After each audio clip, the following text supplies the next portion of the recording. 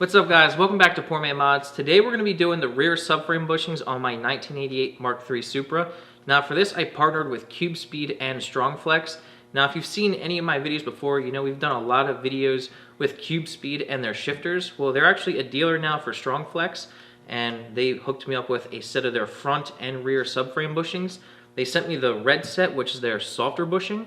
They do have a yellow set, which is a little bit stiffer. More of a race application.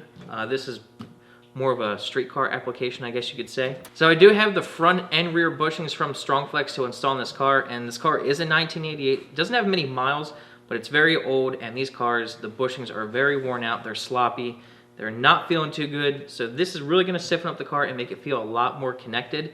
And definitely want to give a big thanks to Cube and StrongFlex for helping me out with this. And now we're going to get to the install, which shouldn't be difficult at all. It should be an absolute breeze, no hiccups at all. The old bushings should just come right out, you know, just a little bit of heat from the torch. Definitely won't need a Sawzall or any serious tools. It's probably going to be one of the top 3 easiest mods I've ever done to this car. So let's get started.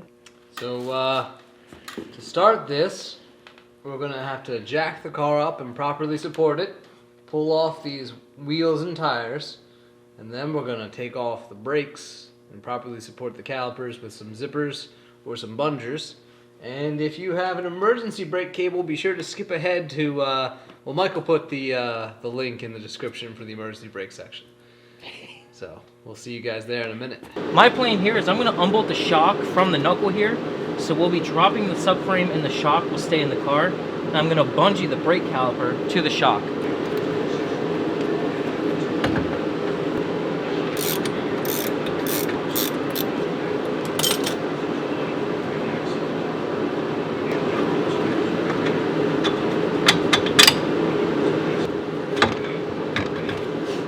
Alright, now that you've unbolted the shock, the brake caliper, the rotor, and the wheel, go and do the same thing on the other side.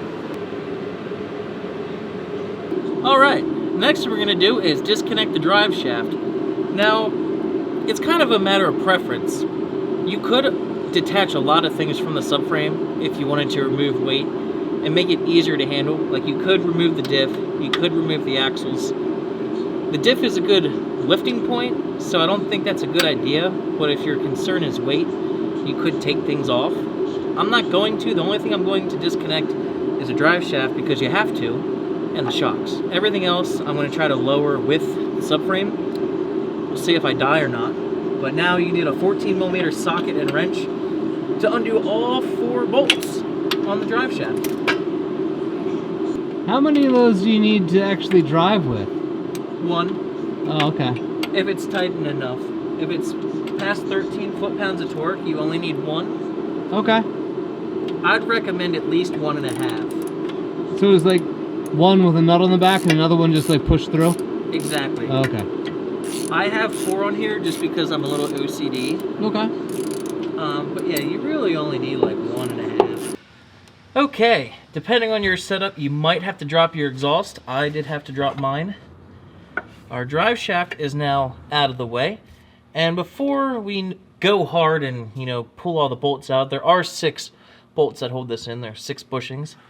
I'm going to see if I can break any or all of them loose first. So you will need a 19mm socket and a breaker bar, and there's 2 right here, and then 1 back here on each side, and we're going to see if we can break any of these loose. What would you do if they were all loose? Well, this one is not tight. Like at all? Like, well, it is a 3-foot breaker bar, but I gave no effort at all. Like, none. That probably means it's stripped out in the body. Alright, that nut wasn't bad. Not bad at all. Oh, I do see there's a bracket here held on by 2 more bolts on each side. So 6 main bolts through the bushings and then 2 more on each bracket right here. That one was snug, but still not bad. That one was not bad either. This one's tight.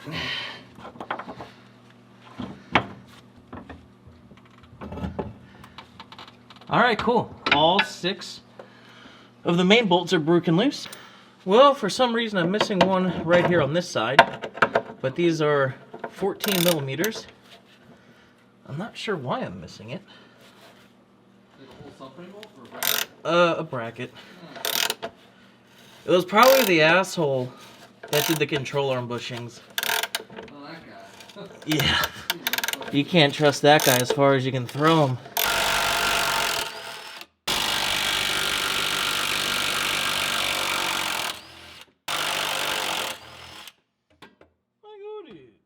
Okay, so not sure if you can see. It's kind of hard to film this, being a one-man crew right now. There is a bolt right here on this bushing. This one is a stud with a nut. And the one back here near the diff is another nut. Since I'm underneath the car right now, you know, I don't want to lower the subframe with me under it because it's heavy. I'm going to remove just this bolt on each side. And this one is actually wet. It's like very greasy. I don't know. I guess that's the oil from inside the bushing, but obviously not good. So I'm going to remove the 2 bolts here underneath the car. Then I'll bring the jack in and support the diff. And then when it's supported, I'll drop the 4 nuts holding it in and see if this thing gracefully comes out or if it crashes and takes off a hand or a finger or my face, whatever.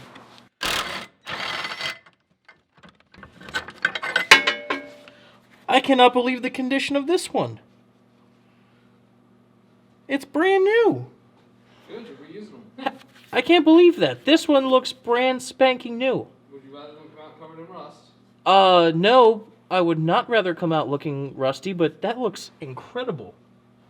This one is not. This one is all greasy and slimy, and this one's brand new. So this bushing failed, and this bushing's been good.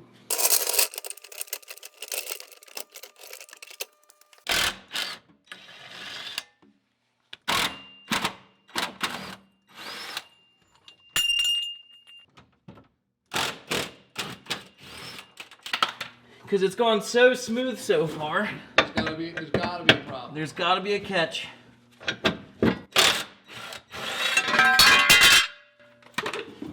Why did the other one fall now? I don't know, but let's see if it drops. Good plan. I don't want the camera to die.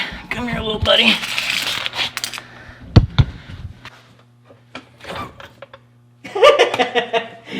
It's still in the car. What?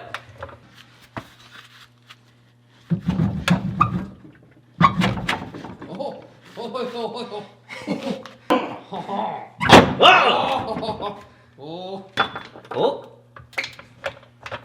Yeah, the driver's side's being a dick.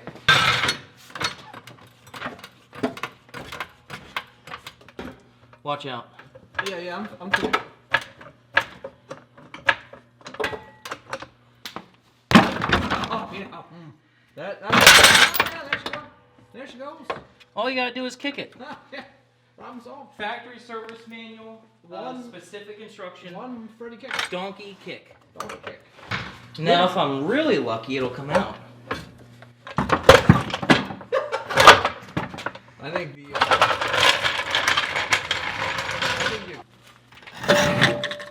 oh, yeah, maybe not. I can get a glove. I will pull on this side. I just need a Freddy.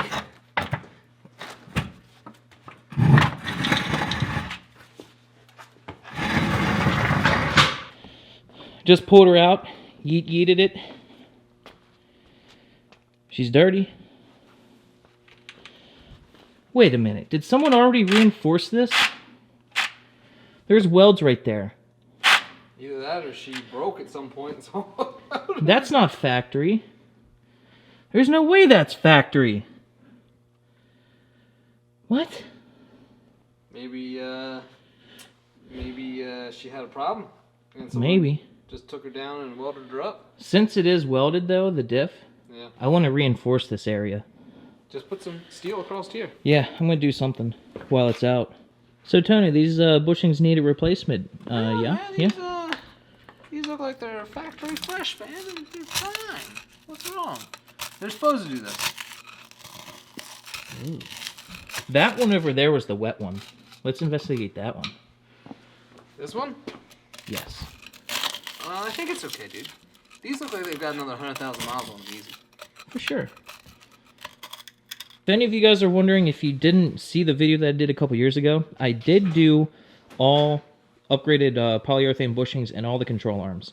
So I did the whole energy suspension kit with these, so I'm not going to be doing anything with the arms. They are the way that I want them. We just need to do the subframe bushings and then possibly reinforce the diff area. And I'm not upgrading the rear sway bar, at least not yet. Okay? Alright, so last night, Tony and I actually made really good progress. We got the subframe out, and off camera we cleaned it. We sprayed it with Dawn dish soap and power washed it. It's looking pretty good, and we were able to get the 4 front bushings out. This process has actually been pretty quick and easy so far for us. I'd say we only have about 2 hours of time invested into getting the subframe out, cleaning it, and getting the 4 front bushings out.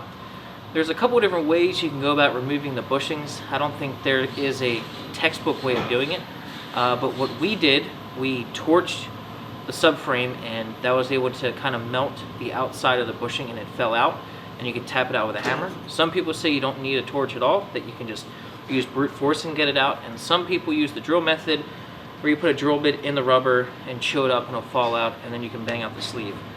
I like fire, so I always go with the fire method, and you know, it always works for me. So we're gonna get the bushing out first with the fire and a hammer, and then once the bushing is out, you get the sleeve out. There's a sleeve in all the bushings that needs to come out. It's actually been pretty simple so far, and let's see if I can continue on the easy trend here with this one.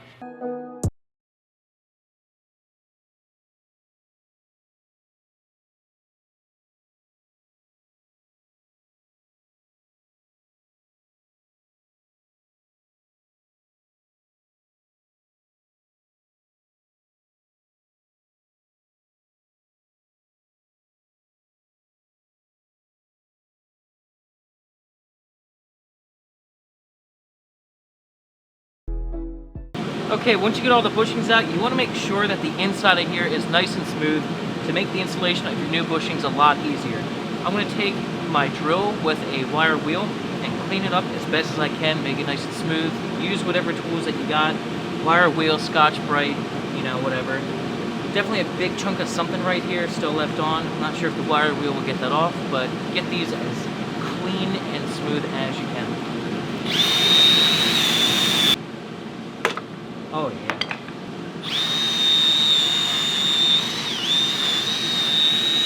We got the cylinders cleaned up pretty good with a wire wheel.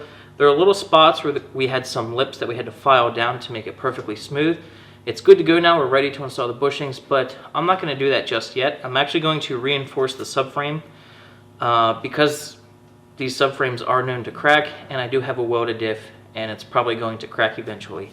So while it's out, I'm going to reinforce it, but I'm not going to show you how to do that in this video. Once I get finished with that, I'll show you what it looks like reinforced, and then we'll get to installing the new bushings.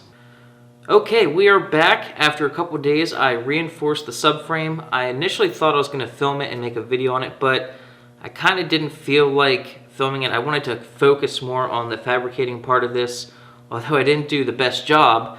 I wanted to focus on it rather than focus on filming, so sorry I didn't film it, but I'll still show you what I did. Basically what I did, I reinforced this area right here. I put 1/8 inch steel plates on the front, on the top, and on the back. I wanted to get a piece big enough to cover the whole front here, but I couldn't find a piece big enough, so I had to do 3 sections. That's why it's looking the way it is. Then I took 1 inch black steel pipe and connected the rear to the front of the subframe. Now this is pretty cheap. This pipe was $1 a foot at my local hardware store, and this plate was 10 or 20 bucks, I think. I got it at Home Depot. Their prices are a little higher, but if you go to a place that sells steel stock, you'll get it for a whole lot cheaper. So after I welded in the pipe and the plate, I went around and finished a couple of the factory welds. There were a couple areas where the welds kind of stopped, and then there was a gap between the 2 panels, and I finished that. Not sure if it really helped, but you know, I like to think it helped a little bit. So after I finished welding and everything, I sprayed it with the VHT epoxy black paint. And now we're on to installing the bushings, and I did a couple off camera to see how hard or easy it was going to be, and I'm actually blown away with how easy this has been. A lot of people have complained about how hard it is to remove the old bushings and install the new ones. This entire project for me has been entirely too easy. You don't need a special tool to install the new ones. You just lube them up with grease and they slide right in, and I will show you how to do that on this side. Alright, before you install the bushings, this is very important. There are two different sets of bushings for this. Two 11909 and two 11910. The 910s go in the back of the subframe. There's only two pairs. They're going to go at the back near the diff. And the two 11909s, there's four pairs and they're going to go in front. And the part with the dish is going to go on the bottom, and the flat part is going to go on top. Alright, the process for all these bushings is going to be exactly the same. I will show you how to do this one right here at the rear. And this kit does come with a whole lot of grease packets. I believe the rear set came with, I think, over 8 packets. So you have plenty of grease here.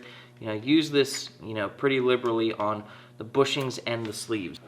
The first thing that I'm going to do is take some grease.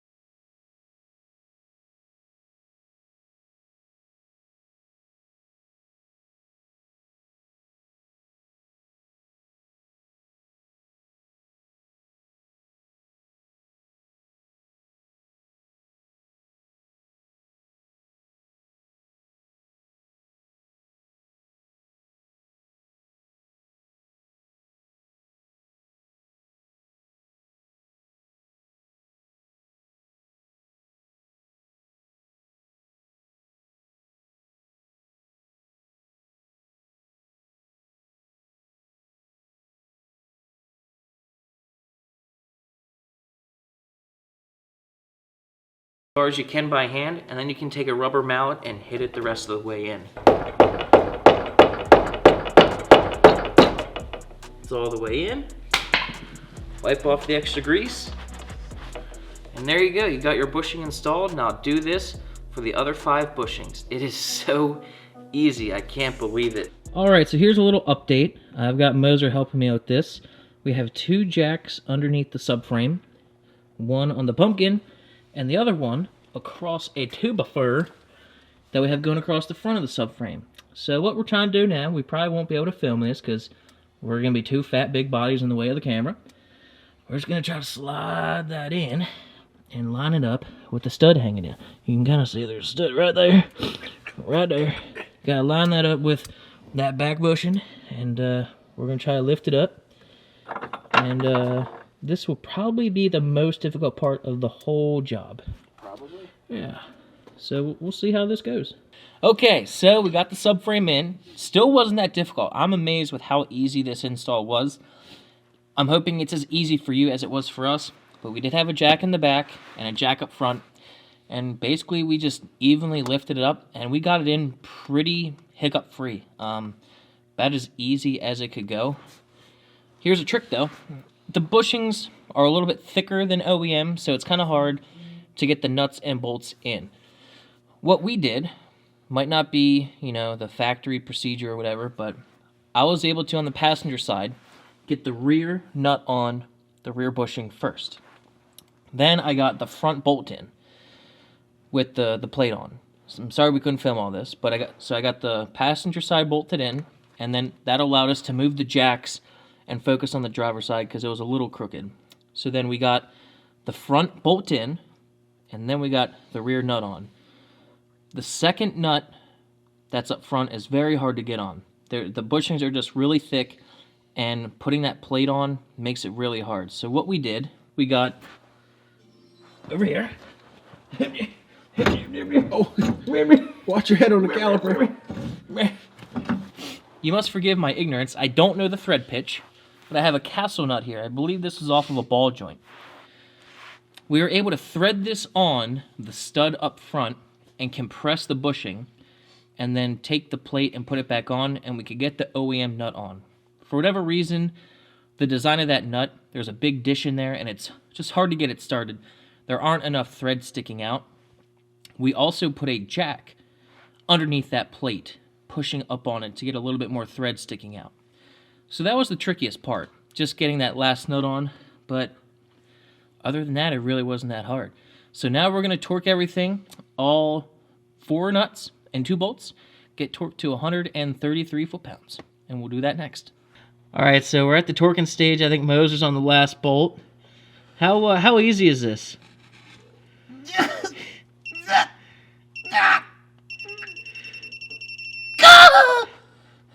That answers that. I might have pooped. Might have? Or you did? There's a lot of poop.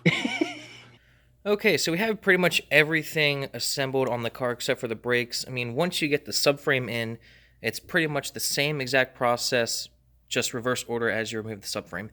Pretty straightforward. I don't think I need to show you that. The only tricky part, actually the trickiest part of the whole process, was this plate right here. So I guess because the cone or dish in these bushings is tighter, if it's just a little bit smaller, it pulls this bracket back, which makes putting those bolts, it makes putting them in really difficult because the bracket, for us, was more towards the rear of the car. So actually what we needed to do, we had to loosen up the nut and bolt all the way. We didn't remove them, but they were just loose enough to where they were in there. And then I had a pry bar in here pushing forward on the bracket while we just got the bolts barely started and impacted them in. That's one way you could do it. You could make the hole a little bit bigger in the bracket, but it's definitely going to be a struggle there just because the bushings are so much tighter, it pulls this bracket back. Other than that, it's just like removing the subframe. Everything is just in the reverse order, brakes, drive shaft, all that. It's really not that hard. The hardest part of this entire process for us was this bracket, without a doubt. Other than that, pretty simple, and the bushings are greased up and looking pretty good. Looking pretty good. That one's actually, I clocked it perfectly, so you can see StrongFlex. Awesome. Yeah. All right, we got the rear subframes installed and the car is all back together. I would say, honestly, with my personal experience, your experience is probably going to be different, but without reinforcing the subframe, this really wasn't that difficult. I was really expecting this to be one of the most difficult things I've ever done to the car, but honestly, the conditions that I ran into with my car, it's been garage kept for the past 5 or 6 years, but for the rest of its life before that, it wasn't. But I'd say it really was like a 5 or 6 out of 10 for difficulty. It really wasn't that bad. The only tricky part was that bracket in the front of the subframe, and then dropping it down and putting it back up was a little tricky, but if you have a friend and 2 floor jacks, you really shouldn't have a problem. Removing the subframe bushings, super easy. I don't know if I got lucky. I know I've heard people had bad experiences with removing theirs, but a little bit of torching and a couple whacks with the hammer got all 6 of mine out without a problem. I'd say total hours invested into just the subframe bushing job, probably 6 hours between dropping the subframe, removing them all, putting the new bushings in, power washing the subframe and putting it back in. I'd say 6 hours.